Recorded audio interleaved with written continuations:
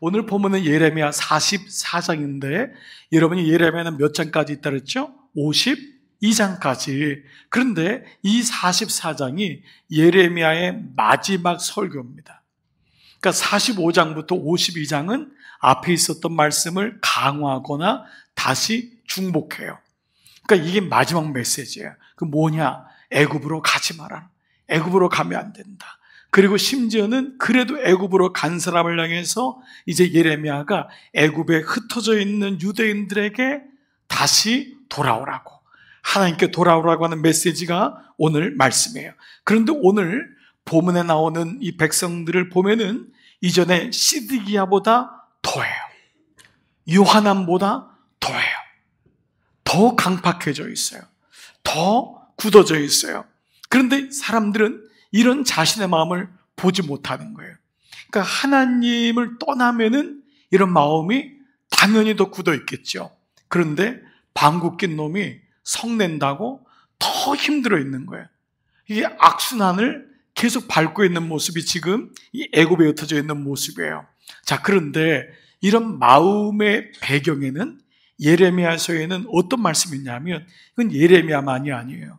구약에 나온 모든 마음에는 그 마음이 그렇게 강팍해지고 굳어지는 배후에는 뭐가 있냐면 하나님을 떠난 것이 있음을 말씀해요. 이것이 성경에서 말하는 우상숭배예요. 오늘 본문에는 이러한 우상숭배가 얼마나 깊이 들어왔는지를 구체적으로 얘기하는데 15절 말씀 여러분 봐보세요. 이렇게 시작해요. 15절. 그리하여 자기 아내들이 다른 신에게 분양하는 줄을 아는 모든 남자와, 무슨 말이에요? 부부 사이에 이게 이미 다 들어온 거예요. 알고 있는 거예요. 남편도 알고 있고 아내도 알고 있어요.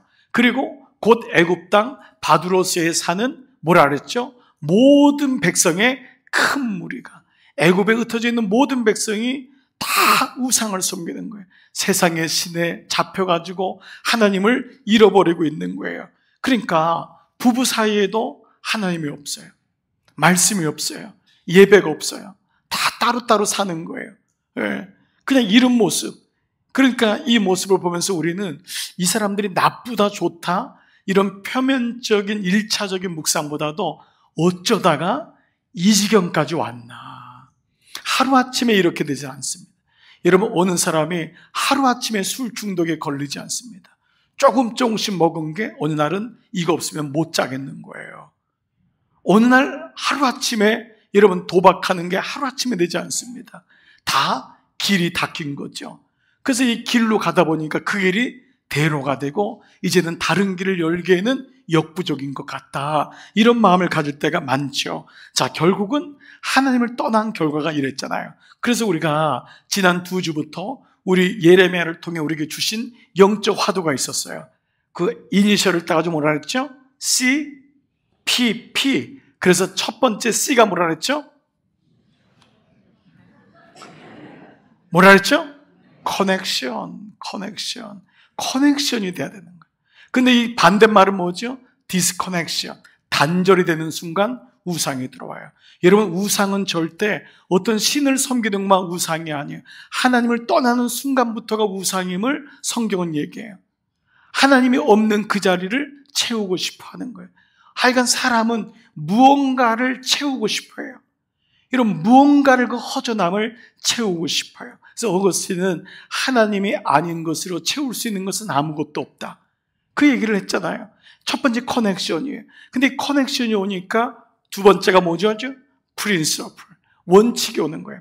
하나님 말씀이 들리는 거예요. 아, 이 길로 가야 되겠구나. 이게 원리구나. 근데 원칙이 없으면 뭐가 되죠? 마이 웨이인 변칙이 생기는 거예요.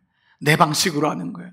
내가 알고 있는 마이 웨이를. 그럼 마지막 P는 프라이드가 아니라 카이오스, 혼돈이라고 하는 세상으로 우리는 가게 되지요. 자, 이제 이런 맥락에서 우리는 앞으로 남은 예레미야를 두 가지 관점에서 한번 묵상하자고 했는데, 첫 번째, 하나는 이게 OX의 문제를 보지 말자는 거예요.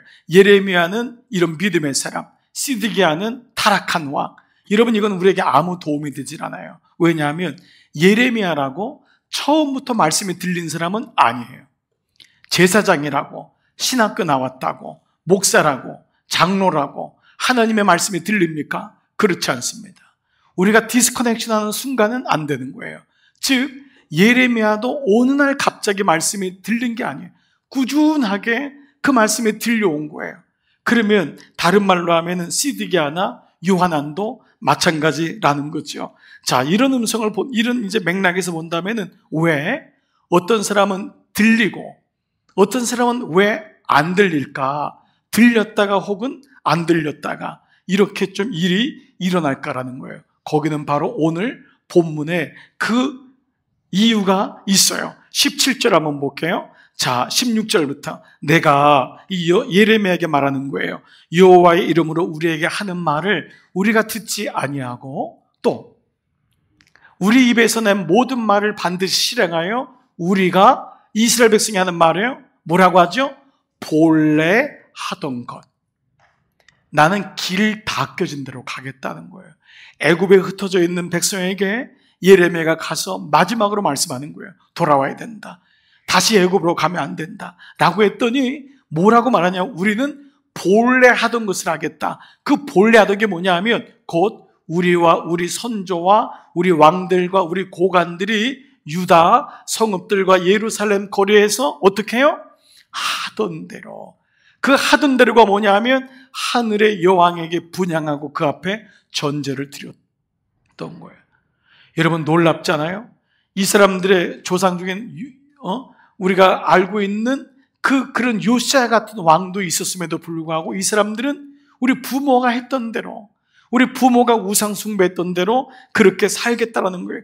늘 하던 대로. 길이 닦인 거예요. 여러분 아마 일대로 처음 예수 믿는 분들에겐 어떠한 고백과 결심이 있냐면 내가 우리 부모로부터 우리 가정에 내려왔던 이 길을 차단시키겠다고 하는 결의가 생겨요. 우리 가정이 술로 망했거든요. 예수를 믿는 순간 이 길을 차단해서 내 자녀에게는 이 길을 주지 않겠다. 어떤 가정은 성으로 망했어요. 너무너무 창피한 거예요. 이것 때문에 자녀들에게 너무너무 면목이 없는 거예요. 그 사람이 예수를 믿으면 이 길을 차단하고 싶어요. 어떤 사람은 도박 때문에 끊임없이 채움이 없는 거예요. 채워짐이 없으니까. 그러면 어떤 마음이 있죠? 첫 번째 세대는 이거를 끊고 싶어요. 이 길을. 그런데 지금 자녀가 뭐라고 하냐면 그 부모가 끊었는데 요시야를 통해서 끊어준 것을 보여줬는데 나는 그 길을 걷겠다는 거예요. 여러분 기가 막힌 일이 생긴 거예요. 여기서 나온 게 길 아닙니까? 길. 그래서 우리는 이런 적용 질문해 보는 거예요. 나에게는 어떤 하던 대로의 길이 있는가? 예수를 이만큼 믿었는데도 길의 싸움이에요, 결국은. 그래서 예수님이 나는 길이요, 진리요, 생명이라고 했던 거예요. 예수님이 길이란 말이에요. 그분이 길을 여셨는데 우리는 하던 대로의 길이 있는 거예요. 그 길을 걷고 싶어 하는 거예요. 사실 그것이 영적 싸움이에요. 그러나 예수를 믿었지만은 우리 안에는 뭐지요? 계속 소욕과의 싸움이 있잖아요. 영적 전쟁이 있잖아요. 그게 더 편하게 보인다고. 그 길은 가르쳐주지 않았는데도 걸어가요. 그 부모가 내 피를 통해서 보여준 거거든요. 그 길은 애한테 가르쳐주지 않았어요. 아브라함이 자기 와이프를 누나라고 속였어요. 이삭에게 가르쳐줬을까요? 근데 이삭은 가르쳐주지 않았는데 똑같이 해요. 이게 인간의 길인 거예요. 이건 가르쳐주지 않았는데도 그 길을 걷고 있는 모습을 보는 거예요. 자식에게 술을 가르쳐준 적이 없어요. 근데 애가 나하고 똑같이 술을 마시는 거예요. 아이한테 담배 피라고 하는 부모가 어디 있어요? 아이가 볶음볶음 담배를 피고 있어요. 그러니까 여러분 이게 무서운 거예요. 그러니까 이 말씀은 새 길을 여는데 지금 이스라엘 백성은 그 길이 아니라 다른 길로 생명의 길로 가야 한다는 것을 말씀하고 있지요. 즉 구원을 받았는데도 결국은 자기의 성향대로, 자기의 성격대로, 내 본성대로 구원의 삶을 살지 못하는 모습을 갖게 되죠. 그래서 우리가 42장부터 계속 나오는 단어가 뭐냐면 오늘은 마음에 대한 것을 중심으로 볼 건데요. 그 단어의 이 집중적인 단어, 이스라엘 백성들이 가지고 있던 단어가 두 단어였어요. 뭐였죠? 두려움과 고집이었어요. 이 두 단어가 이스라엘 백성들의 빈 마음을 그대로 보여주고 있는 거예요. 그들 안에는 두려움이 있는 거예요. 어떤 사람은 너무너무 멋있고 경제적으로도 연약함이 없고 누가 봐도 저 사람은 담대한데 여러분 그 안에 뭐가 있죠? 본질적으로 두려움이 있는 거예요. 두려움이 있는 거예요. 그리고 두려움은 어디로 가죠? 고집으로 가는 모습을 보게 돼요. 여러분 이 부분이 결국은 내가 행한 대로, 내 성격대로, 내 마음대로 가고 싶어하는 마음이 이 백성들에게 있음을 보여주고 있죠. 자, 그래서 이렇게 마음이 되니까 어떤 결과가 있냐면 잘못 진단하게 되고 잘못 처방해야 돼요. 마음이 상하면은 오해하게 돼요. 그러면서 고집이 나와요. 여러분 오늘 말씀 봐보세요. 16절 볼까요? 다 같이 한번 읽을게요. 시작. 당신이 주님의 이름으로 우리에게 무슨 말을 하든지 간에 우리는 당신의 말을 듣지 않겠소. 이게 16절을 기가 막히지 않아요? 엄마가 무슨 말 하든지 나는 안 듣겠다는 거예요. 네? 얘기하지 말라는 거예요. 당신 자꾸 나한테 잔소리하지 말라는 거예요. 안 듣겠다는 거예요. 그러니까 어떻게 되죠? 처방이 진단이 잘못돼요. 어떤 진단인지 보세요. 18절 시작. 우리가 하늘 여신에게 제물을 살라 바치는 일을 그치고 그에게 술제물 바치는 일을 그친 뒤부터는 우리에게 모든 것이 부족하게 되었고 우리는 전쟁과 기근으로 죽게 되었소. 여러분 이게 무슨 말이에요? 우리가 우상숭배 그치면서부터 일이 안 풀린다는 거예요. 우상숭배 그치면서부터 지금 아이들이 힘들게 됐다는 거예요. 이런 어처구니 없는 잘못된 진단을 하게 돼요. 우리가 하나님께 예배하는 순간부터 일이 꼬이기 시작한다는 거예요. 우리를 내버려 두라는 거예요. 우리 우상숭배 마음대로 하도록 이렇게까지 얘기하는 것을 보게 돼요.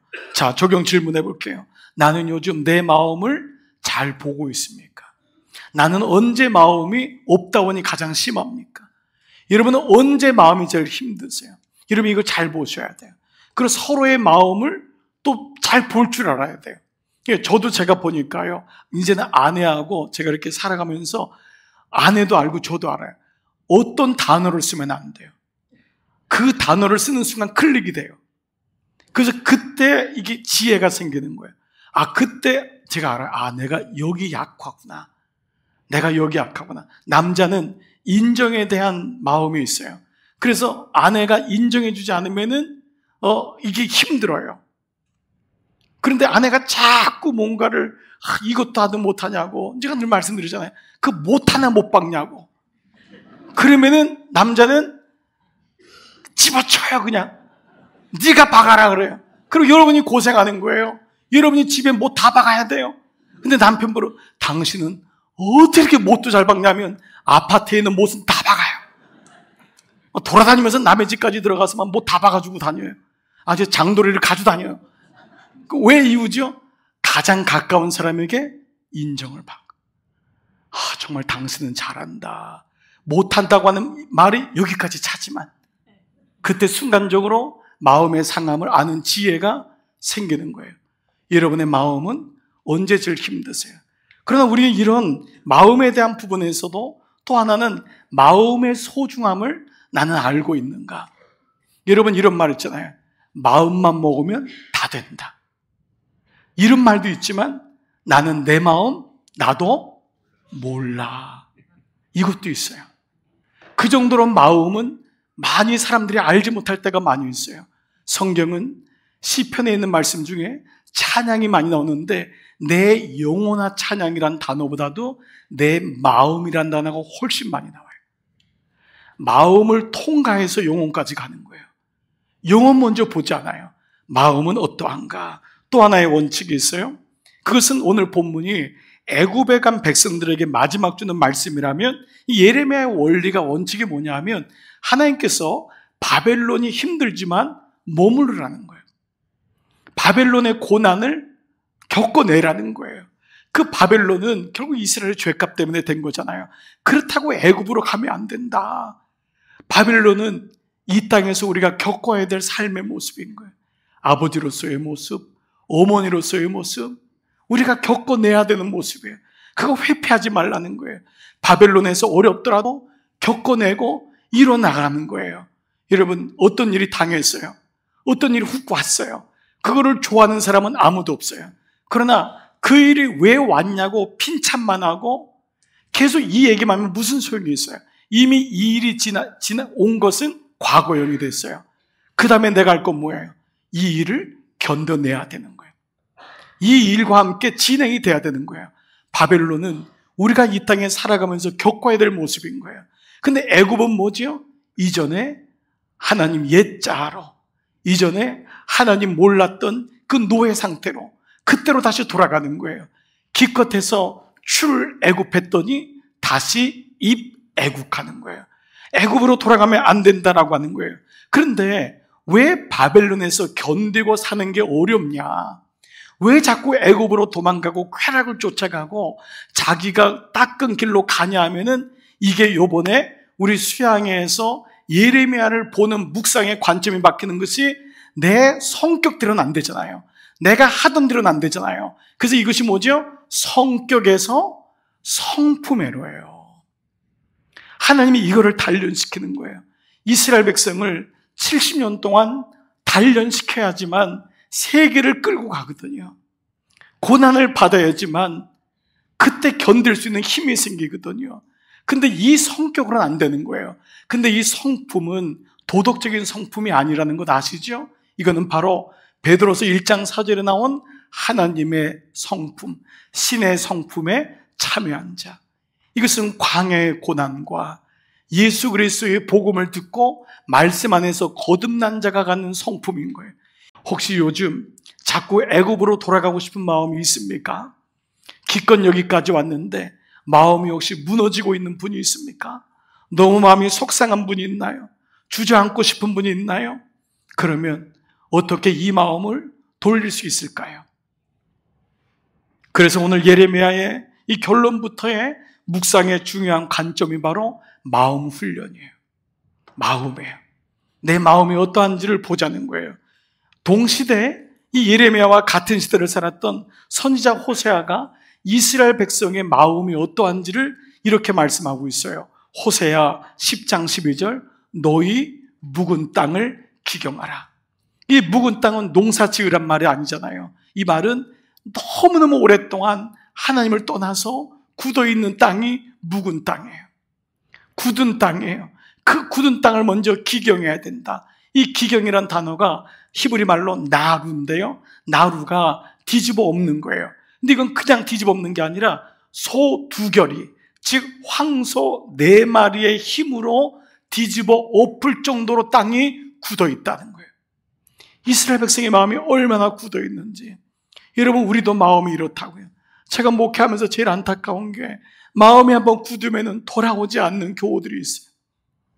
시험 당해요. 그래서 여러분 교회를 옮길 수도 있어요. 그런데 제 마음이 보면 그분이 또 똑같이 반복될 때가 있어요. 너무너무 마음이 아픈 거예요. 좀 시험 당했을 때 마음을 조금만 열면은 하나님의 틈이 파시는 은혜가 있을 텐데, 그게 없으면은 계속 상대만 바뀔 뿐이에요. 내 마음이 너무너무 굳어 있는 거예요. 여러분 어떠세요? 오늘 예배 오시면서 기쁨으로 오신 분도 있지만 정말 죄송해요, 억지로 오신 분도 있을 거예요. 어머니가 아빠가 오자고 하니까 끌려서 온 분도 있을 거예요. 여러분, 이 마음은 하나님이 기뻐하시는 마음이 아니잖아요. 이왕에 여기 있다면, 이왕에 주님께 나와 있다면 여러분의 마음에 하나님의 은혜가 임하기를 축복합니다. 마음이 녹아져야 돼요. 그래야지 하나님의 은혜가 와요.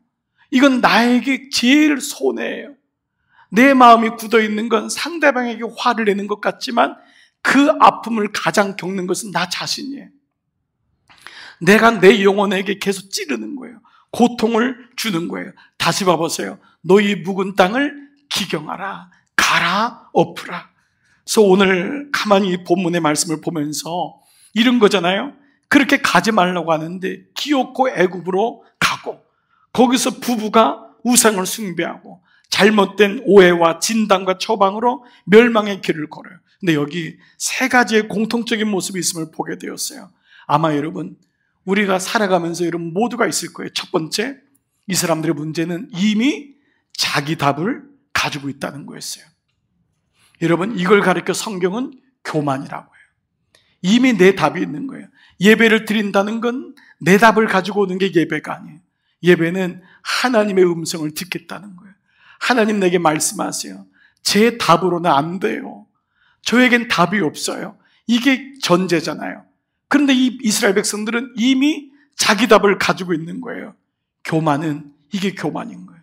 여러분, 돈이 많다고 교만할까요? 없어도 교만합니다. 많이 배웠다고 교만할까요? 배우지 않아도 교만합니다. 얼굴이 잘생겼다고 예쁘다고 교만할까요? 아닙니다. 안 그러셔도 교만합니다. 그런데 여러분, 이 교만이란 단어는 뭐냐면은 자기 안에 답을 가지고 있는 거예요. 이땐 대화가 안 됩니다. 이땐 대화가 안 돼요. 근데 어떤 사람하고 대화가 되죠? 몰랐다고. 그랬냐고. 그러냐고. 이게 반응입니다. 제가 설교할 때 어떤 분을 향해서 쳐다보고 얘기할까요? 고개를 끄덕이면서 그렇다고. 가만 나를 죽여라. 여러분, 이분에게는 말씀을 하고 싶은 생각이 안 들어요. 여러분이 자녀하고도 얘기를 해보세요. 자녀가 반응을 안 하면 어떤 마음이 들까요? 이걸 그냥 이게 듣는 거야, 안 듣는 거야? 여러분, 하나님이라고 안 그럴까요? 하나님이 우리의 삶에 말씀을 주는데 하나님 이거였군요. 매일마다 내게 말씀을 주는군요. 하나님 감사해요. 이런 사람과 주든지 말든지. 여러분, 이거는 내 스스로가 멸망의 길을 걷는 거예요. 저는 음식점에 가면 잘하는 게 있어요. 물론 일부러 거짓말은 안 해요. 그런데 너무 맛있는 거예요. 진짜 맛있다. 어떻게 그렇게 잘하냐. 셰프 만나고 싶다. 정말 반응을 해요. 그러면 그 음식점에서 저를 알아요. 그리고 올 때마다 닭광이라도 하나 더 줘요. 너무너무 좋아하는 거예요. 여러분, 인생의 성공은 딴 게 아니더라고요. 마음이더라고요. 대상이 아니에요. 내 마음이 닫혀 있으면 도움을 받을 수도 없고 도움을 구할 수도 없어요. 두 번째, 이 사람들에게는 벽이 있어요. 스스로 벽을 쌓는 거예요. 못 들어오게 하는 거예요. 이걸 가르쳐 뭐라 그러죠? 두려움이에요. 두려운 사람은 상대방의 얘기를 안 들어요. 벽을 쌓고 있는 거예요. 벽을 쌓으니까 결국은 외부하고 단절되고 하나님의 음성이 안 들려요. 또 하나가 있어요. 세 번째는 귀를 막고 있어요. 이건 가장 최악입니다. 귀를 막고 있는 자녀의 모습이 상상이 가나요? 근데 영적으로 우리의 모습도 이룰 수 있다라는 거예요. 예레미야에 가장 많이 나온 단어가 뭐죠? 하나님의 말씀이 예레미야에게 임하니라. 여러분, 이 말씀, 하나님 말씀이 예레미야에게 임하니라라고 하는 건 뭐예요? 예레미야가 어떻다는 거죠? 자기의 답이 없음을 고백하고 벽을 허물고 귀를 열었다는 게 전제된다는 거죠. 여러분이 잘 아는 잠언서 4장 23절, 모든 지킬 만한 것이 세상에 너무너무 많아요. 그런데 그 중에 더욱 무릇 지킬 게 뭐냐? 내 마음을 지키라. 세상에 지킬 게 너무 많지만 내 마음을 지키라. 여기서 생명의 근원이 너 마음에서 난다. 예배는 다시 마음을 추스르는 시간이에요. 하나님을 바라보는 시간이에요. 여러분, 많이 지치셨죠? 많이 힘드셨죠? 속도 상하시죠?